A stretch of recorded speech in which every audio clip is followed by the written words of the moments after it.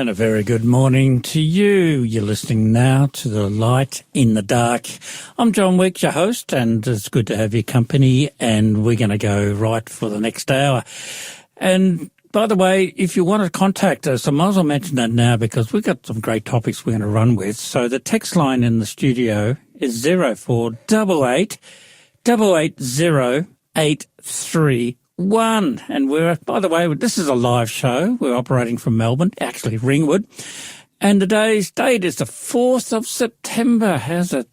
Time flies. So September already. September, and that's the voice of Peter Watts as well. So Peter also has got some great topics to talk about on the day's shows. But let's just find out what Peter's been up to during the week. What have you been up to, by the way, Peter? Well, good morning, John, and good morning to the listeners. It's lovely to be back in the studio. I've just returned actually from Wodonga, Albury Wodonga area. Spent a bit of time in both those towns either side of the Murray. And so I've been back and forth to New South Wales and Victoria for a few days. But we were running a program up there, Is God for Real? We've been looking at a series of apologetics messages. What are they? Well, apologetics deals with giving a reason for belief. And so we've been talking about evidence for the existence of God and evidence for the reliability of Bible. Can we trust the Bible? We've been doing that, and we've been looking at a range of evidences from history to prophecy to testimony to archaeology to internal consistency, all those kinds of things. We covered the topic that we're actually dealing with here on Faith FM, John, which was, did we really evolve? So we're currently in the midst of a little mini-series within the show A Light in the Dark here on Faith FM. I like what your coverage is because I also facilitate, say, Zoom meeting on a Wednesday night. We cover those sort of areas as well. I don't know if anyone would like to attend, but maybe I could contact the show. Contact the show. Then John can contact you. Yeah, the text line 0488 880 831 on a Wednesday night on Zoom. Anyway, that sounds good. Yep. Anyway, Peter, so we're going to be exploring again this little mini series. Been very insightful, and we're going to cover another area of this topic, did we really evolve? So I'll let you run with it right now. Take it away. Okay, so basically why are we covering this topic? I guess when we explore the idea of faith and God and the Bible, one of the immediate questions that is raised is, well, can we really believe the Bible? I mean, the Bible says in the first chapter that God created the world in 6 days, and that, of course, is challenged by the modern theory of evolution, certainly popularized by Darwin in 1859 with his publication of The Origin of Species. And now sort of today it's almost that is the given. That is the accepted explanation for how we all got here, for how all life got here on planet Earth. And in order to try to express a different opinion or a biblical worldview, it takes some convincing, I suppose, because most people, and you and I would be in this boat, John. We would have gone to school, learned about evolution, accepted probably evolution was true. I accepted it as fact. I didn't think it was even questionable. And it was only later, as I had an encounter with God and then began to explore origins and explore the Bible, and I, began studying the Bible and say, wow, this book is divinely inspired. And but then I sort of think, well, what do I do with creation versus evolution? Well, I'll stick that on the shelf for a little while, which I did, and probably came to that topic about a year later. And then really started to dig in and discovered that there were plenty of resources. And actually, I'll mention this now because we've been talking about these topics in relation to did we really evolve over the last, I think this is number 6, John? Number 6, yep. Yeah. And so we'll do one more. We're going to do one more next week, number 7, where we're going to explore creation and the gospel and what difference does it make? This is really the point, does it really make a difference whether we evolved or whether we were created? I think it makes a huge difference. And of course, I'm one and you're one, John, and there will be others perhaps listening who've made that journey from believing in evolution, but now believing in special creation. But the very fact is that God is our creator. If you can't accept that alone, how do you continue with your search and believing in a God?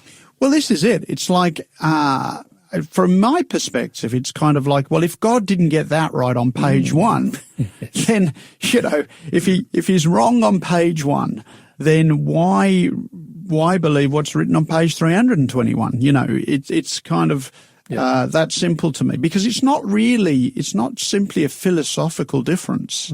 The description given in Genesis chapter 1 and 2 and onwards is so starkly different to what we are taught from the theory of evolution. So so the reason we sort of got into these topics is because I think that evolution became a good excuse, if you like, for not having to take the Bible seriously. We know it's not right from the first page, therefore, we get to choose. It's kind of what happened in the 19th century, John. Higher criticism became popular of the Bible, and we put ourselves in the driving seat. So mankind was now judging God, not God judging mankind. And so we were creating God in our image as opposed to God creating us in his image. And so we now decide what God is or isn't, what he can or can't do, what he did or didn't mean in the Bible. So we become the God, if you like, who decides, well, that bit, yes, we can see that bit's legitimate because we can see the archaeology there, but these pieces over here that talk about the miraculous, they're obviously not true. And, we became we took a scientific approach to the Bible, back in the, 1800s, the 19th century. Yep. And it became fashionable to doubt the Bible, and that is the norm today. And so what we're trying to do is push back a little bit against that, and actually look at some of the scientific evidence that is in favour of or supporting the points in the direction of design and creation and all of that kind of thing. So that's what we've been trying to do in this series. Please take a look at some of the other episodes as well that you can find on the Faith FM app or on the Faith FM website. Just look up A Light in the Dark and you'll find that little mini-series, some of the latest topics under this heading of Did We Really Evolve? So I was talking about some of that up in Wodonga, and we're talking about it today. Today, number 6, session 6 in this series, we're talking about missing links. And we are going to talk more about the missing links that supposedly exist between apes and humans, but there are missing links between all of the major kinds, all of the major species. And, of course, that term was coined, missing links, the idea being that, well, we haven't found the evidence yet, but we expect that we will find it. And many a time, of course, the headlines in the news are usually quite bold. We found the missing link or whatever. Yes, I've seen that. And then what's fascinating to me about that, John, is that I would see headlines about, could this be the missing link, or scientists think they've found the missing link. And then, you move on a few months or years, and a couple of years later they'd say, scientists have been searching for the missing link. I'm thinking, well, 2 years ago you said you found it. And the search continues because, of course, the missing links haven't been found. And missing link is an interesting term because the fact is, and we talked a little bit about this, I don't know, last week, maybe off air, I'm not sure, but we talked about how do you know the link is missing?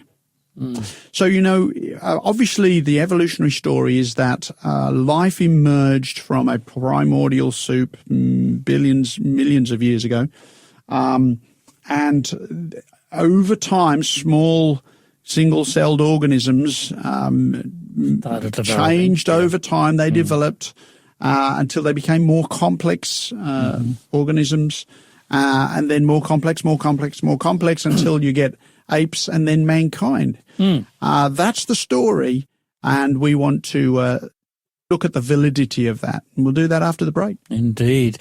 You're listening to A Light in the Dark. We're at a track here now by Chelsea Moon, and the track is called He's Always Been Faithful.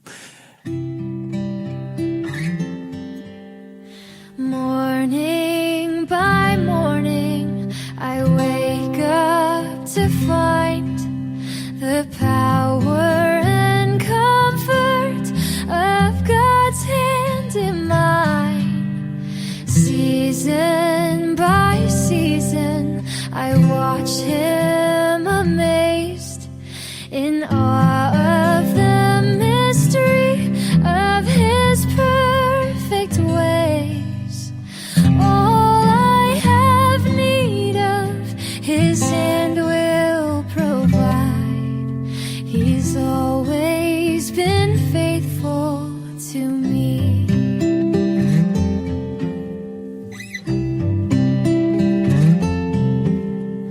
I can't remember one single regret in serving God only, in trusting His hand.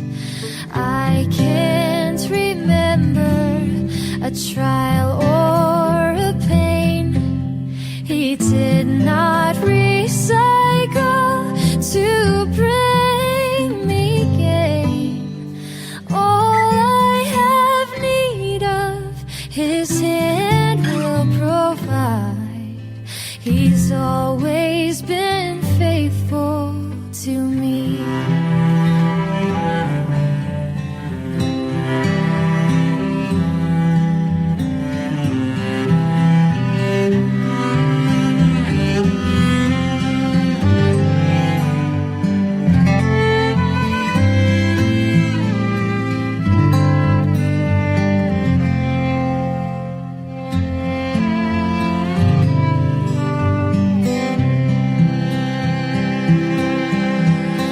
This is my anthem, and this is my song, the theme of the stories I've heard for so long. God has been faithful, He will be again. His loving compassion, it knows no end. And all I have need of, His hand will provide. He's always been faithful. He's always been faithful.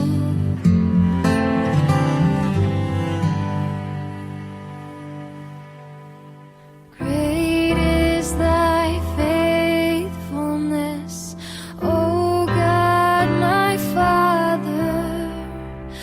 There is no shadow of turning with thee. Thou changest not, thy compassions, they fail not.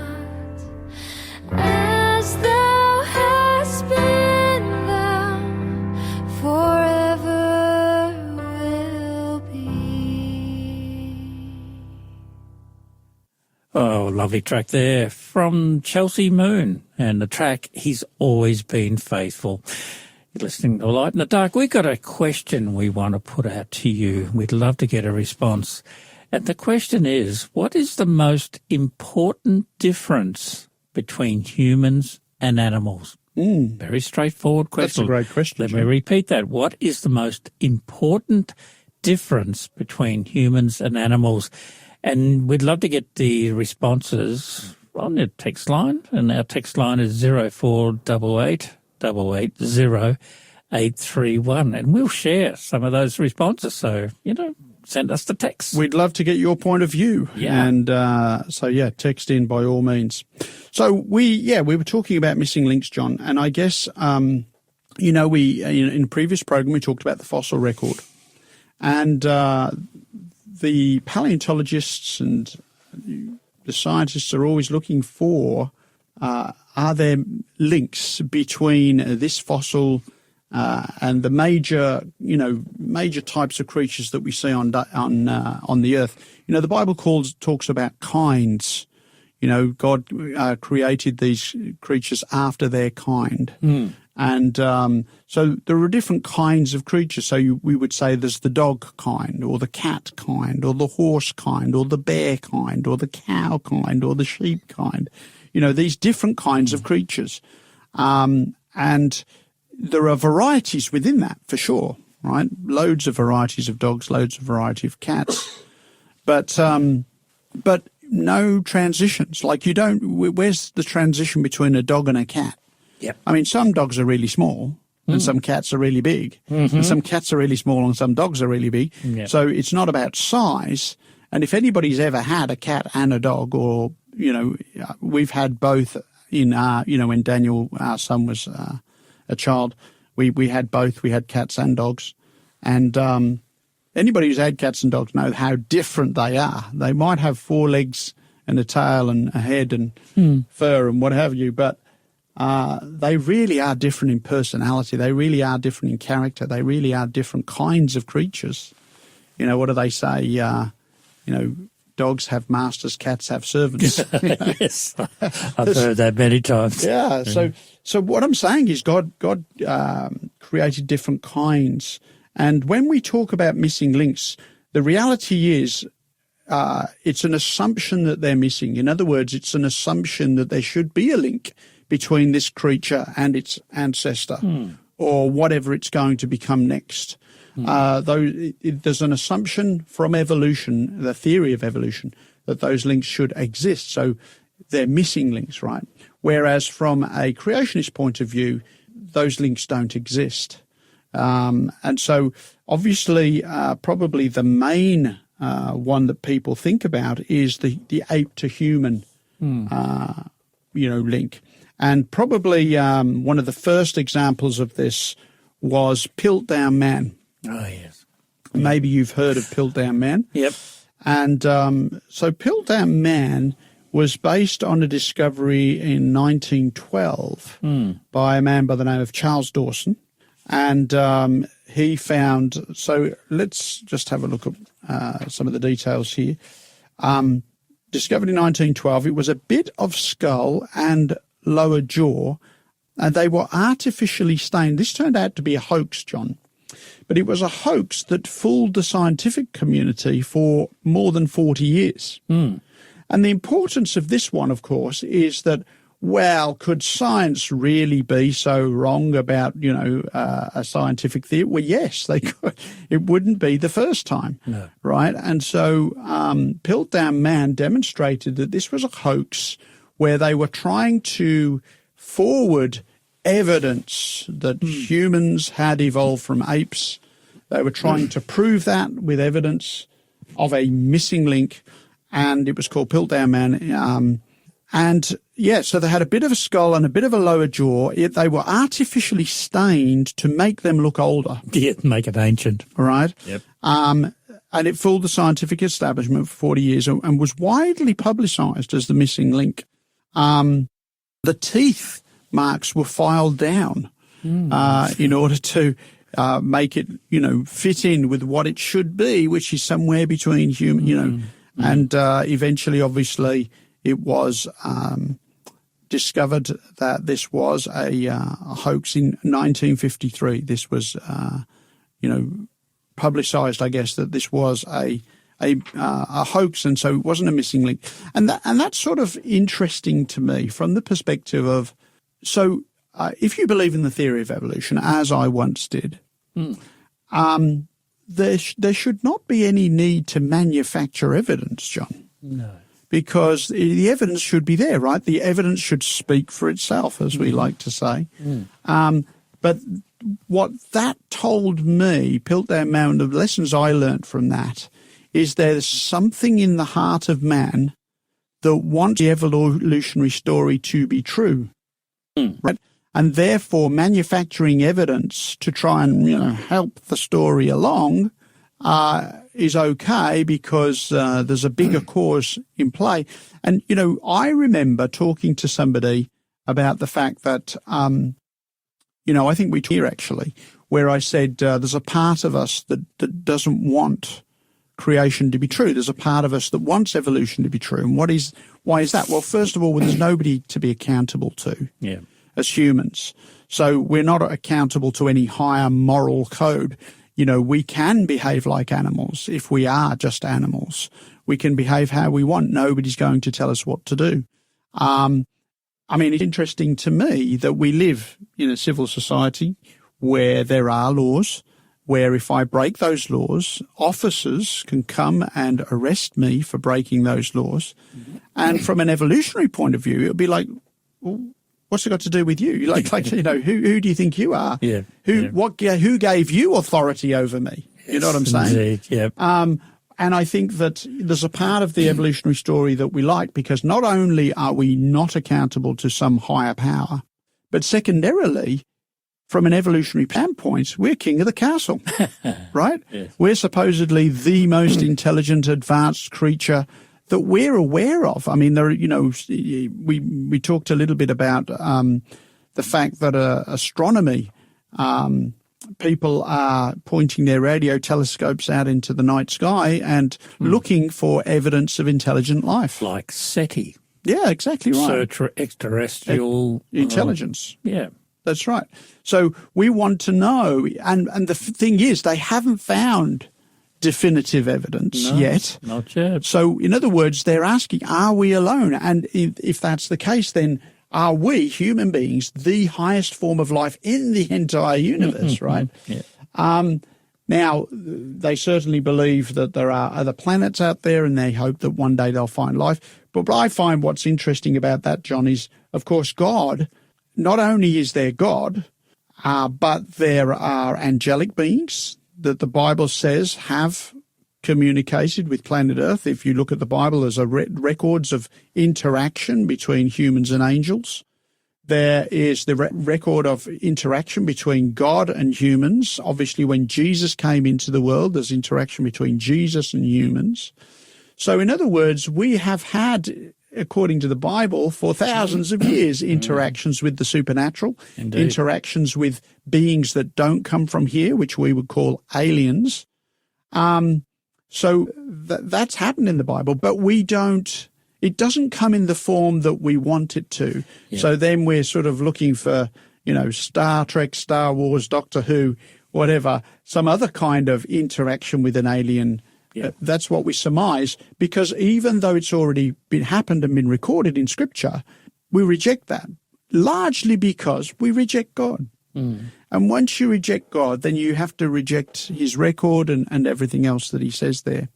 So yeah, there's a vast difference, I guess, between human origins from a biblical perspective, God making man in his own image, and then the idea that we evolved from ape-like creatures. And we'll look at a few more examples of those ape-like creatures. Looking forward to that. When we come back after the break, John. And we'll also explore a little bit more of what it means to be made in the image of God.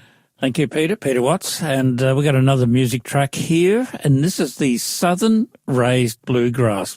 And the track is called He Came Looking For Me. You're listening to A Light in the Dark on Faith FM.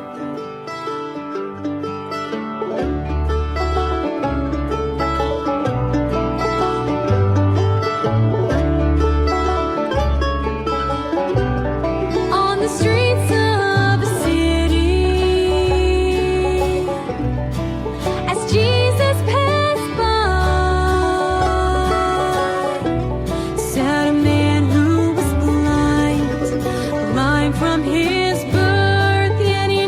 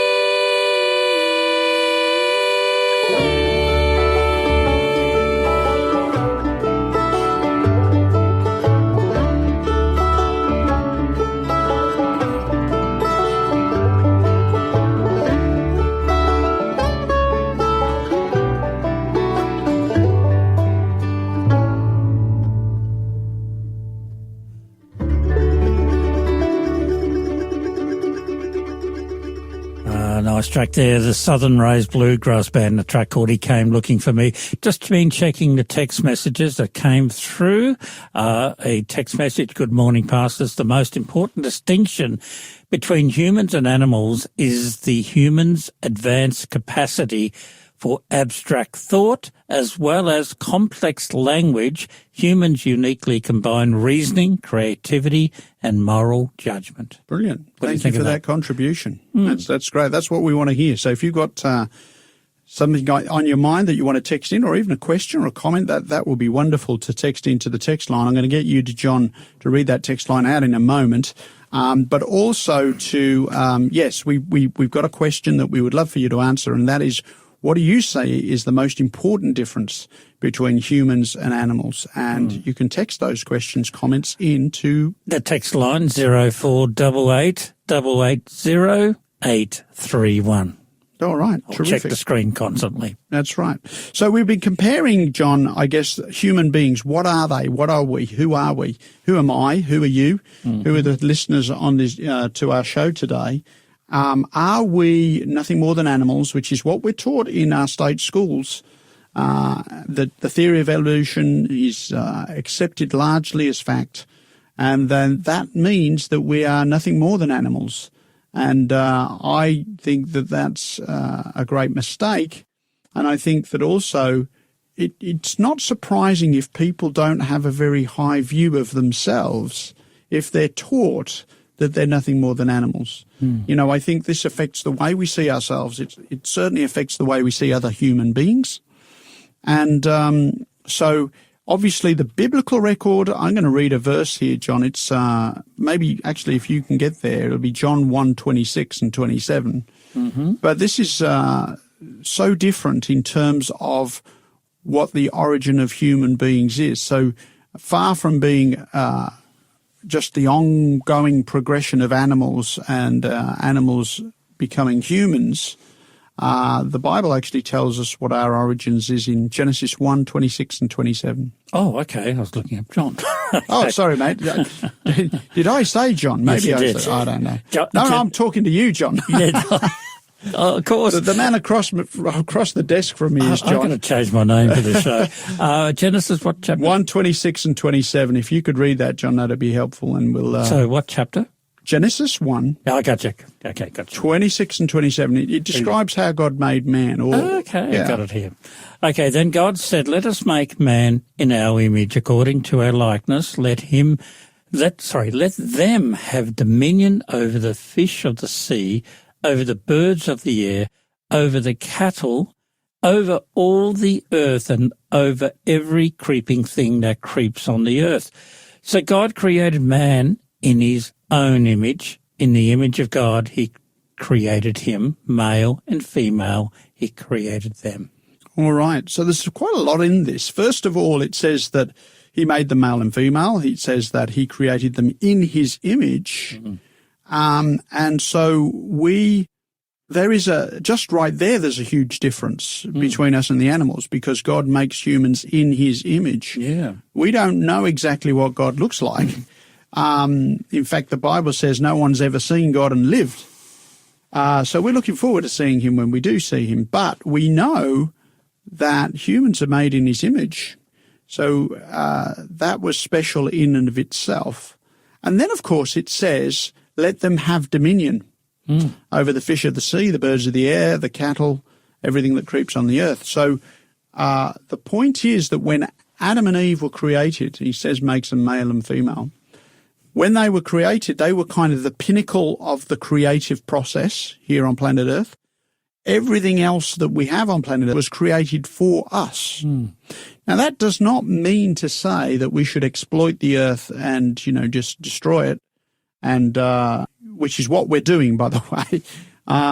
But it does mean that we should care for the planet, but it does mean that everything on the planet was given by God as a blessing to us.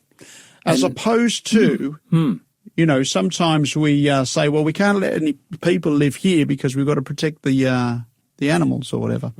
By extension, though, it's we are stewards of the planet. That's true. Yeah. That's true. That's implied there as well.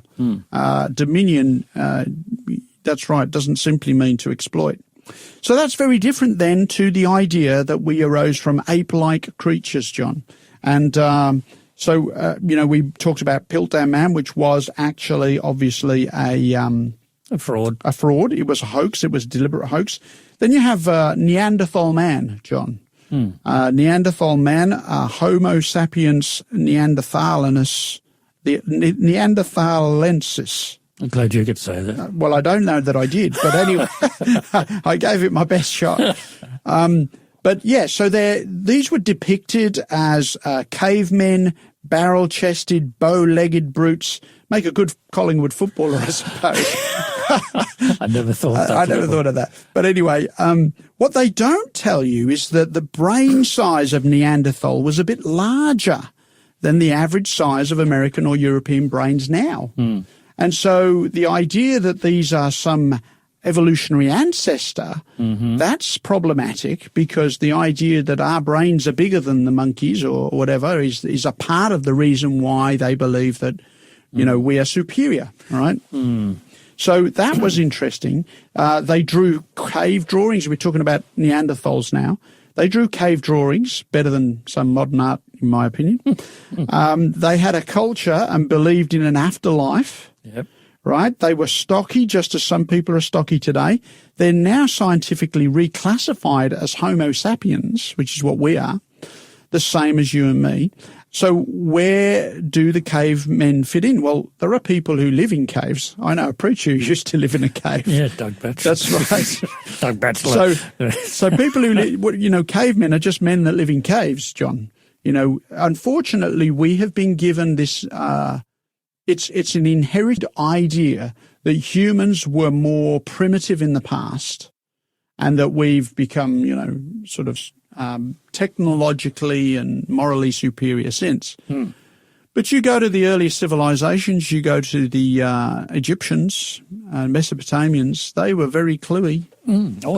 Very smart people. Intelligent. And, they just seem to sprung out of nowhere. Now, we don't believe they sprang out of nowhere. We believe those societies, those civilizations sprang up after the flood, after the time that Noah and his family came off the ark. Then they begin to spread out across the earth. We know about the story of the Tower of Babel in Genesis 11. And so, you have highly sophisticated societies appearing, and that would make sense. So, sometimes people say, well, when was the Stone Age? Yeah. Or here's another one, when was the Ice Age? Yes. They've got all these Disney films on Ice Age now. In fact, we're in the Ice Age now when you look at Antarctica. That's the point. So when we say when was the Ice Age, we will say, well, we're still living in an ice age because there are parts of the world that are covered in ice permanently. Now they're starting to melt some of those the ice, but we already have an ice age in a way because there are parts of the earth that are covered in ice all year round. Then if you say when was the Stone Age, maybe the question is where is the stone culture? Yes. So in other words, where you have people who are using stone tools, that's where the stone if you have people using stone tools today, that's the Stone Age. Right? So different cultures have used different tools over time and so forth. And so, so today, the Neanderthal man is now regarded as another kind of human. So we whereas it used to be the ape man kind of idea. Then there's another one called Nebraska man. I don't know much about this one. Yeah, 1922. It was found on a farm in Nebraska. Guess what they found, John? Oh, a finger. The whole skeleton. Okay. Maybe, no, it wasn't the whole skeleton. A leg bone. No, not a leg bone. A tooth? A dozen ribs. No, not a dozen ribs. They found a single tooth. There you go. They found a single tooth. And what was interesting is, they get artists' impressions to formulate what what these creatures look like based on one tooth. And so they had a picture of Nebraska man. They had a picture of his mate. They had a picture of the tools he used, where he lived, all based on a single tooth. Somebody said, you know, if they'd have found a couple of other bones, they'd have produced a yearbook. I just did a quick check. Wikipedia regards it as it was heralded as the first higher primate of North America. There you go. Well, what do you make of that? It was used to win the publicity war. It was used in the Scopes trial, which was about the right to teach evolution in schools and so forth. It was used then, and then it was later found that the tooth was from an extinct pig, John. And so the point I'm making here is that science changes, the evidence changes. Well, the evidence doesn't change, but our understanding of the evidence changes. So what people need to understand is when we dig up stuff, whether it's a tooth, whether it's bones, whether it's a fossil, whatever it is, we have to interpret that evidence, John. And what I think has been demonstrated to me as somebody who grew up believing evolution thoroughly is that you have to interpret evidence. And what you have is when you've got a fossil, one scientist is going to interpret that evidence one way.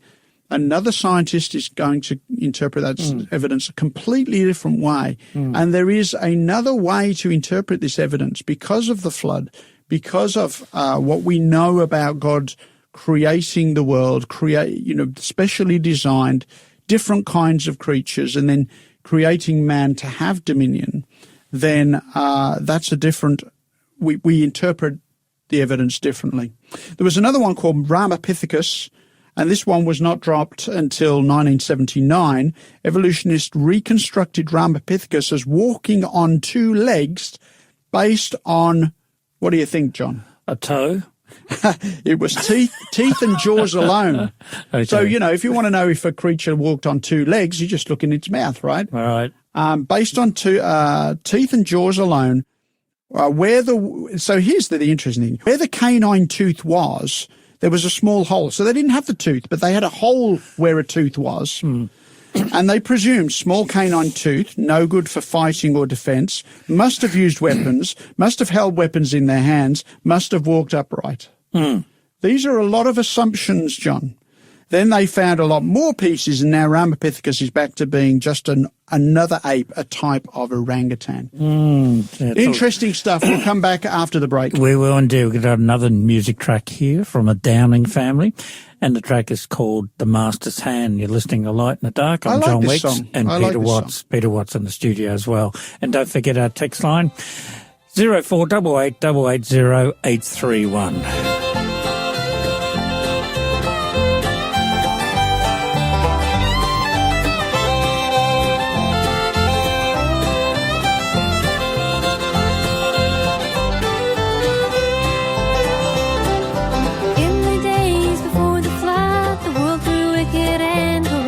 But Noah was a good man, and the Lord unto him came. And he said to Noah, go build an ark.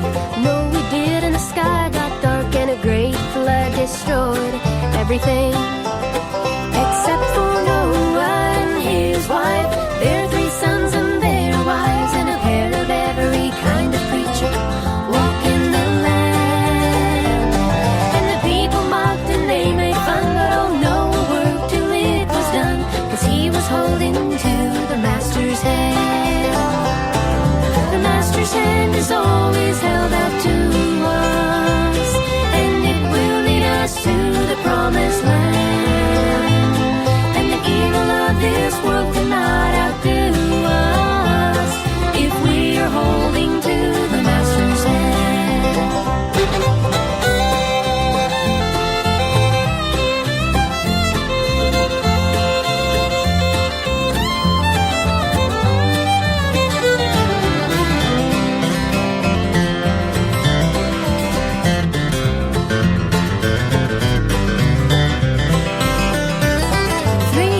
Children in days of old were marched into the fiery coals. They would not deny the Lord, would not obey command. Oh, the furnace roared like a mighty storm, but the Hebrew children saw no harm.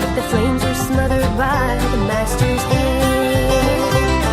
And the Hebrew children loved their God, and with him in the flames he tried to show the world that he was king and ruler over man. Shadrach, Meshach, and Abednego had no fear of the fiery coals. They were holding to the master's hand. The master's hand is always held out to us, and it will lead us to the promised land. And the evil of this world cannot outdo us if we are holding to the master's hand. The master's hand is always held out to us, and it will lead us to the promised land. And the evil of this world cannot outdo us if we are holding to the master's hand. If we are holding to the master's hand.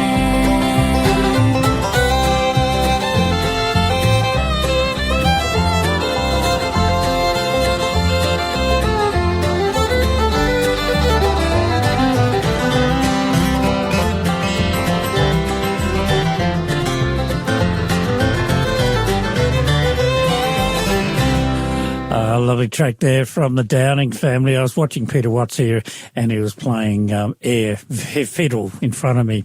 Bit scary. Okay, we got a book offering here in the studio. If you want a book, the book is called Creation and Evolution, and the book is. I'll give you a bit of a subtitle to the book. It's called. It's a thoughtful look at the evidence that a master designer created our planet. And it was written by Dwight K. Nelson. If you want a copy of this, we'd love to send that out to you. You need to text us for that request, and you need to put the code ALD75. That way we'll then be able to trace it and get back to you. But the text line you need to do that is 0488 880 831, and I'll keep a lookout for all these sort of text messages as well. So again, that number 0488 880 831. Put the code in ALD75, and we'll organise the book to be sent out to you by our team on Faith FM. Peter, Sounds good. Text in, get the book. Well, and the other one, the question, very quick question that we got as well. The question is, what is the most important difference between humans and animals? Maybe you can include that with your book offering request. If you want to send in a comment, we'd love to hear it. Yep.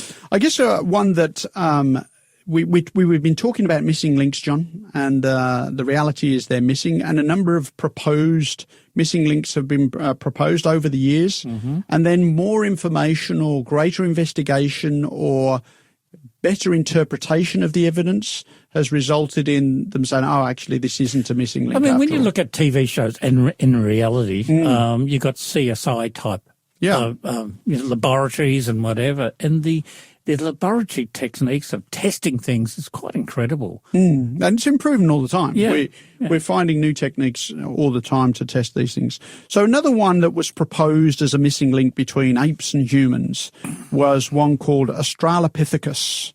And this was nicknamed Lucy. And they were dating these remains. This was discovered in 1975 by Donald Johansson's team in East Africa. He didn't allow any other evolutionists to look at it for 7 years, which is interesting. He wasn't allowed, he was going to let anybody else get to the material. When they did get to look at it, they raised many objections. They said, didn't you see the curve of the fingers? Didn't you see this or that? One evolutionist published Lucy's skeleton right on top of a rainforest chimpanzee. Oh. And, and they said, this is quite a good match, but how famous do you get if you claim you found a rainforest chimpanzee in Africa? I think it was near Ethiopia, wasn't it? I can't think from memory. I'm not going to take a punt on that, John. Okay. But both ape and human bones have now been found in rock layers beneath those of Lucy. Therefore, if you've got human remains below those of Lucy, when Lucy can't hardly be a transition. Yeah. Now Lucy is regarded as just being an extinct ape. In fact, in 1981, so it was discovered in 75, in 81, they were declaring that Lucy walked upright. Then in 1982, Richard Leakey, the paleontologist, he changed his mind and said, no, actually, they didn't walk upright. By 1994, they were saying they were moving around by swinging from tree to tree. Mm-hmm. And in 2001, it was declared that Lucy was not a direct ancestor of humans. So over time, there's been reinterpretation of the evidence. And this is my point from before. Somebody once said, I think they published a headline which said, Lucy, the problems of dating an older woman. So they're trying to sort of give dates to it and as well, and coming up with these differences. So the point is, there have been a number of proposed missing links, and I guess there will be in the future. They'll say, "Oh, well, we found this skull, and it must be, halfway between a human and an ape or whatever."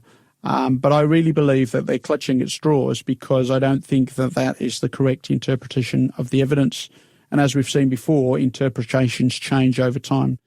There's a quote here from Science Digest, Lyle Watson. It says, modern apes, for instance, seem to have sprung out of nowhere. They have no yesterday, no fossil record. And the true origin of modern humans, of upright, naked, tool-making, big-brained beings is, if we are to be honest with ourselves, an equally mysterious matter. So in other words, whilst they've been looking for these missing links, while they've actually labelled them and said, hey, we've got one, and then they fade into the distance as more evidence is brought to bear, then what they're saying is we actually don't have these missing links. Not only do we not have missing links between humans and apes, we don't have the missing links from whatever came before apes and the apes. Yes. And then you could go back through the line. The missing links are missing. I mean, the common thing that I hear is people say, well, we got monkeys now. How come they're not humans? That's sort of a generalisation type. Yeah, so interestingly enough, there's been things like, when I remember having conversations about this where people would say, okay, so can you see evolution occurring? Well, no, because it's too slow to see. Yeah. Okay, is evolution still occurring? Some scientists have said evolution has stopped. Oh. So if it's too slow for you to see, and you believe it's stopped now, what makes you think it ever occurred in the first place? That's a good argument. So in Newsweek, November 3, 1980, John, this is like 45 years ago, Newsweek in 1980, it says, the missing link between man and ape, whose absence has comforted religious fundamentalists since the days of Darwin, is merely the most glamorous of a whole hierarchy of phantom creatures in the fossil record. Missing links are the rule, John. The more scientists have searched for transitional forms between species, the more they have been frustrated. That was 45 years ago, John. And the picture has not become any clearer since, that's for sure. Yeah. So it's just important for people to understand this. And here's another quote from Robert Eckhart. He says, amid the bewildering array of early fossil hominids, is there one whose morphology marks it as man's hominid ancestor? If the factor of genetic variability is considered, the answer appears to be no. No. And when he mentions genetic variability there, you can go to places in the world, John, where many of the people are smaller than the average Australian. Mm-hmm. There are other places you can go to where they're bigger than the average Australian. There are islanders who play rugby very well because they're big. And so they're well adapted to playing rugby and other sports of that nature. The point is that you go to different parts of the world. If you had a skeleton of some of those people, it would look different to skeletons that are found in other parts of the world. But that doesn't mean they're a different species, John. No. We're all human beings. Indeed. We're all Homo sapiens. And so I think that obviously if you are spending your time scampering around looking for bits of bone and you're wanting to find a missing link. Yep. There's a great temptation, John, to, I think there was a quote on this as well where, if that's what you spend your life doing, there is a great temptation to make more out of it than perhaps is there. And so let's look at this. Why does this matter? I think it matters because, as I said before, I think it matters particularly for young people. Because as a young person, John, and when you were a young person, you went to school and we were taught evolution as though it were fact, even if they didn't say this is a fact. They taught evolution as though it were fact. That was never challenged. It was a given. It was a given, and there was no alternative ever posited. It wasn't like, well, it could have happened this way, or that was never part of the conversation. And so that's what I would challenge people to consider. And like I said, if you have questions on this, I would encourage you to go to creation.com, which I think it's Creation Ministries International hosts that site. And there are, I think, about 10,000 different scientifically written articles by PhD scientists who are writing on all these kind of topics that are related to creation evolution.